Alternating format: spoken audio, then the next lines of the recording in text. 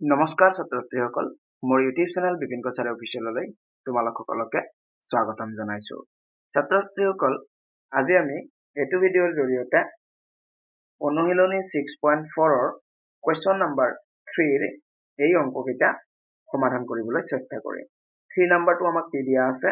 তলৰ দশমিক সংখ্যাবোৰৰ বৰ্গমূল উলিওৱা। অৰ্থাৎ এই দশমিক সংখ্যাবোৰৰ আমি বৰ্গমূল উলিয়াম। তো আহা আমি এটা এটাকৈ কৰোঁ। তো মই 3 নম্বৰৰ 1 নম্বৰটো লৈছো, দিয়া আছে 51.84। তো ছাত্ৰ-ছাত্ৰীসকল, আমি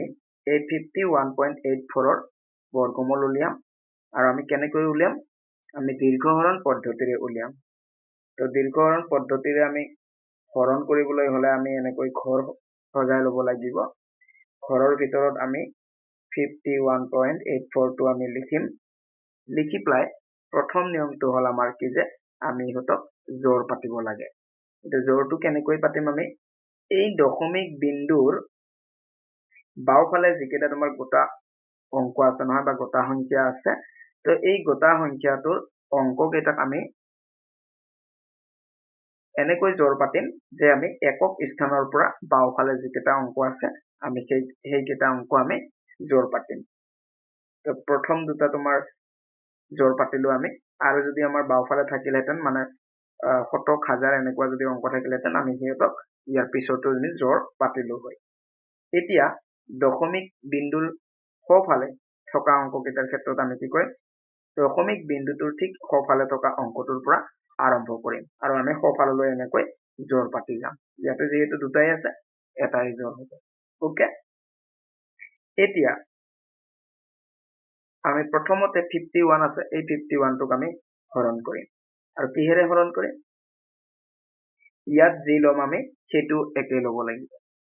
তো ইয়াত যদি আমি 7 লওঁ, 7 7 গুণ 49, 8 ল'লে 8 8 গুণ 64,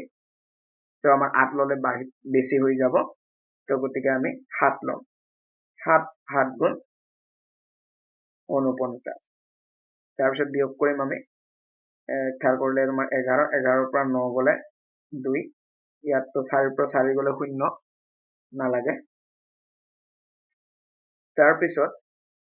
আমি কি কৰিম? এতিয়া ইয়াৰ পৰৱৰ্তী জোৰটো আমি নমাম, কিন্তু যিহেতু দশমিকৰ পিছত আছে গতিকে ওপৰত আগতে আমি দশমিক দি ল'ব লাগিব। তো দশমিকটো দিয়াৰ পিছত এই 84টো নামি আহিব। এতিয়া তোমাৰ 284 হৈ গ'ল। 284, এই 284ক আমি আকৌ হৰণ কৰিম। কিহেৰে হৰণ কৰিম? এই যে আমি হৰণফল 7 পালো নহয়, এই 7টোক আমি এতিয়া দুগুণ কৰি ল'ব লাগিব। তো 7 2 গুণ 14, আৰু 14টো অলপ বাওফালে লিখিম। তাৰপিছত ইয়াতে আমি এডাল আঁচ টানি ল'ম। কিয় আঁচ টানি ল'লো? কাৰণ ইয়াত আৰু এটা আমাৰ অংক হ'ব একক স্থানত। এতিয়া একক স্থানত আমি কি ল'ম? ইয়াত যদি 0 লওঁ, 0ৰে পূৰণ কৰিব লাগিব। 0 হ'লে 140 হ'ব, 140ক 0ৰে পূৰণ কৰিব লাগিব। তো 0ৰে পূৰণ কৰিলেতো 0 হৈ যাব। যদি 1 লওঁ, 141 হ'ব, 141ক 1ৰে পূৰণ কৰিব লাগিব। যদি 2 লওঁ, 142, 142ক 2ৰে পূৰণ কৰিব লাগিব। ওকে, তো আমাৰ 2ৰে পূৰণ কৰিলে আমাৰ মিলিব 142 হ'ব। ইয়াক আমি 2ৰে পূৰণ কৰিম। 2 2 গুণ 4, 2 4 গুণ 8, 2 1 গুণ 2। তো গতিকে আমি 2 লওঁ। ইয়াতে 2 ল'লে ইয়াতো 2 ল'ব লাগিব। তো আমাৰ 142 2 গুণ 284, বিয়োগ কৰি দিলে তোমাৰ 0 হৈ যাব। এই যে ওপৰত আমি হৰণফল 7.2 পালো, এই 7.2টোৱেই হ'ল এই 51.84 ৰ বৰ্গমূল। Therefore,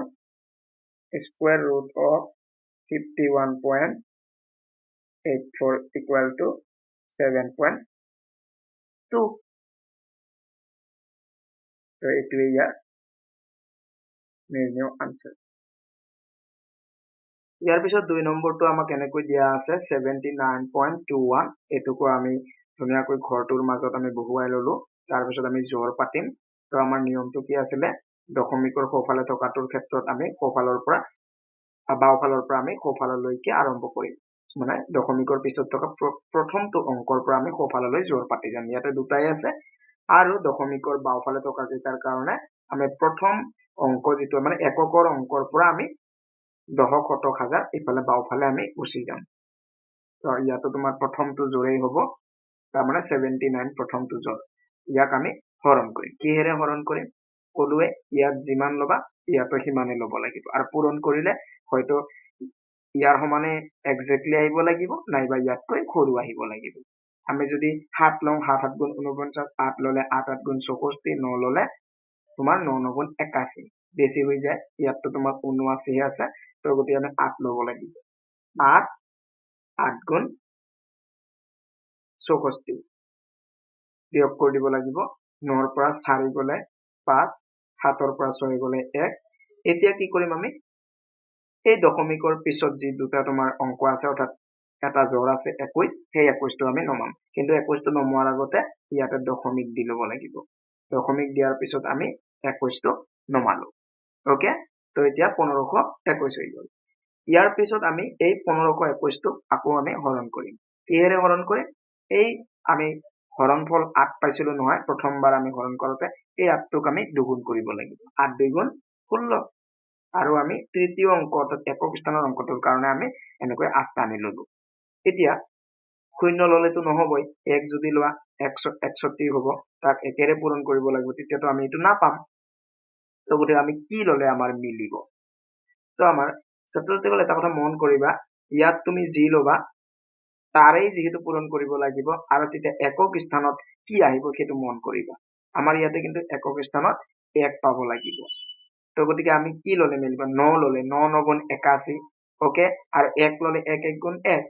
তো 1 ললে তো যেহেতু নহবই গতিকে 9 ললে আমাৰ হোৱাৰ সম্ভাৱনা আছে গতিকে আমি পূৰণ কৰি চাও 9 লৈ প্লাই তাৰ মানে 169 হ'ব আকৌ 9 ৰে পূৰণ কৰিম 9 9 গুণ 81 1 হাতত থাকিব 8 9 6 গুণ 54 54 আৰু 8 কিমান হ'ব তোমাৰ 54 আৰু 8 62 2 বহিব হাতত থাকিব 6 9 গুণ 9 9 6 15 তাৰ মানে 1521 আমি পাই গলো কিমান লওতে পালো আমি 9 লওতে অৰ্থাৎ ইয়াতে আমি 9 লম আকৌ ইয়াতে 9 দিম ওকে তাৰ মানে 169 ৰ লগত 9 পূৰণ কৰিলে আমি পাই গলো 1521 বিয়োগ কৰি দিলেতো 0 হৈ যাব গতিকে আমাৰ এই ওপৰত যে আমি হৰণফল হিচাপে 8.9 পালো সেইটোৱে ইয়াৰ বৰ্গমূল therefore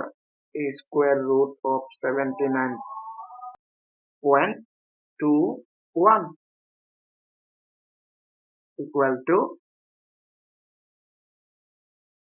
8.9 এইটোৱে ইয়াৰ বৰ্গমূল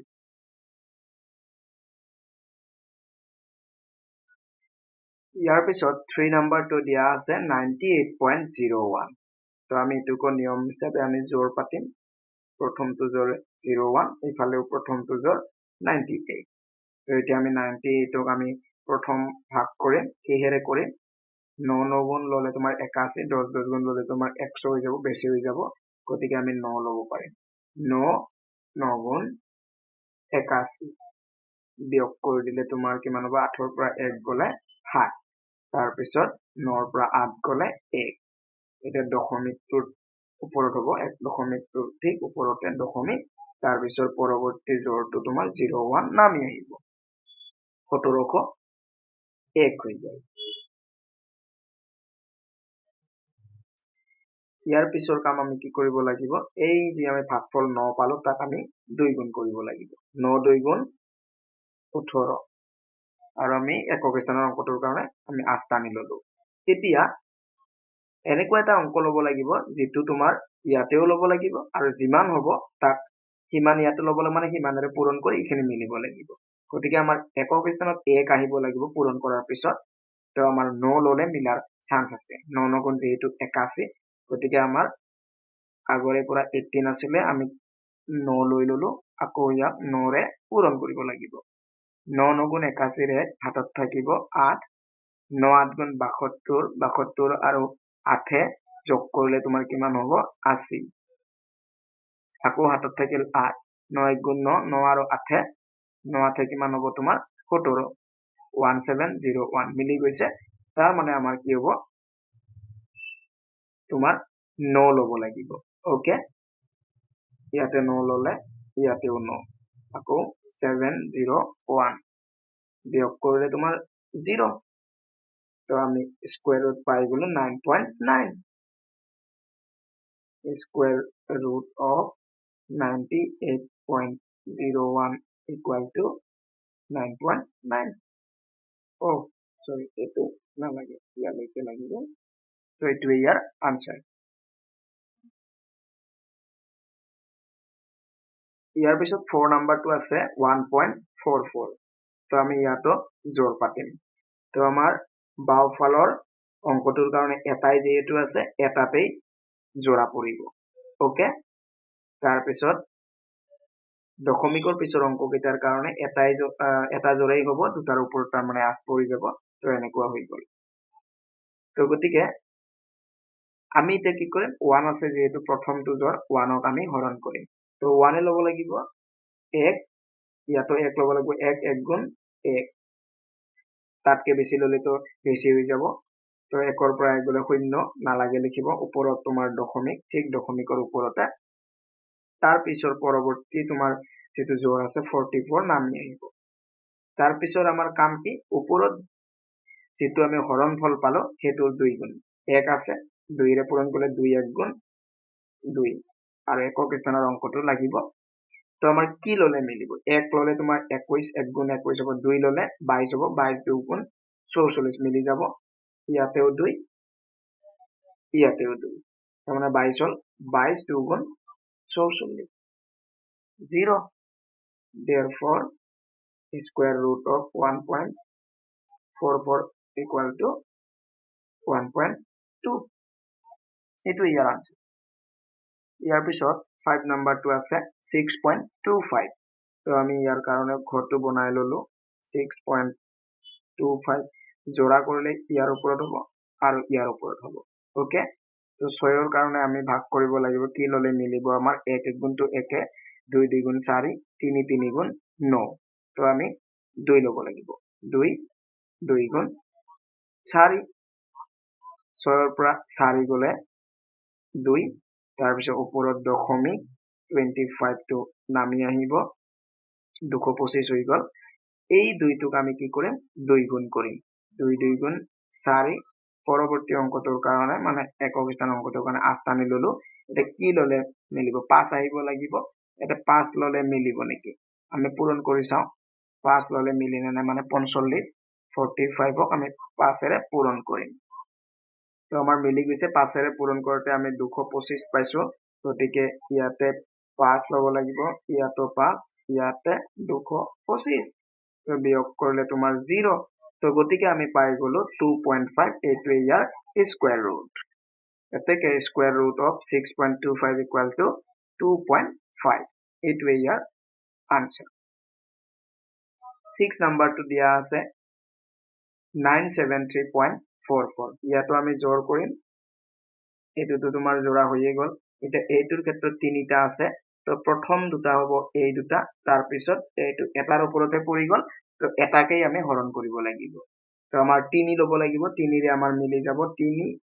3 গুণ 9 মিলি গল বিয়োগ কৰিলে তো 0 হৈ যাব ইয়াৰ পিছৰ জোৰটো নামি আহিব 73 তো আমাৰ এতিয়া এই 3 টোক দুগুণ কৰিব লাগিব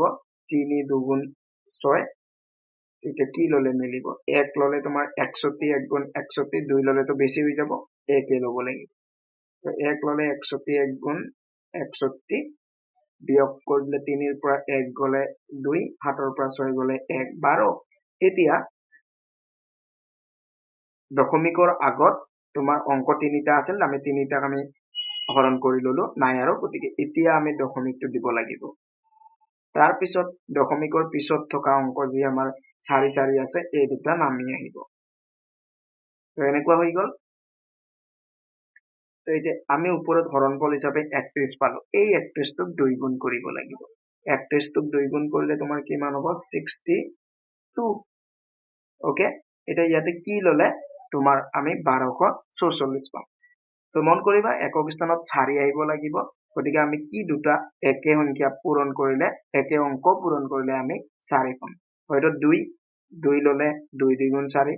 2 ললে আমার মিলার চান্স আছে কারণ 600 হয়ে যাব 1200 আছে ওকে তো আমি পূরণ কৰি চাও 6 2 2 into 2 2 দ্বিগুণ 4 2 দ্বিগুণ 4 6 দ্বিগুণ 12 তো আমি পাই গলো 1244 2 ললে মিলি গৈছে তো ইয়াতে 2 ইয়াতেও 2 হব তো 1 2 4 4 0 হয়ে গেল তো আমি therefore স্কয়ার রুট আমি পাই গলো 31.2 তো এটো লিখিলো therefore square root of this equal to 31.2 তো ছাত্রছাত্রীসকল আজি 3 নম্বৰৰ এই গতিকেইটা তোমালোকক কৰি দিলো নিশ্চয় তোমালোকে বুজি পাবা তো ভিডিওটো ভালকৈ চাবা প্ৰথমৰ পৰা তো গতিকে ভিডিওটো ইমানতে সামৰে ভিডিওটো ভাল পালে লাইক কৰিবা কিবা প্ৰশ্ন থাকিলে কমেন্ট কৰিবা শেয়াৰ কৰিবা লগতে চেনেলটো সাবস্ক্ৰাইব কৰি লবা ধন্যবাদ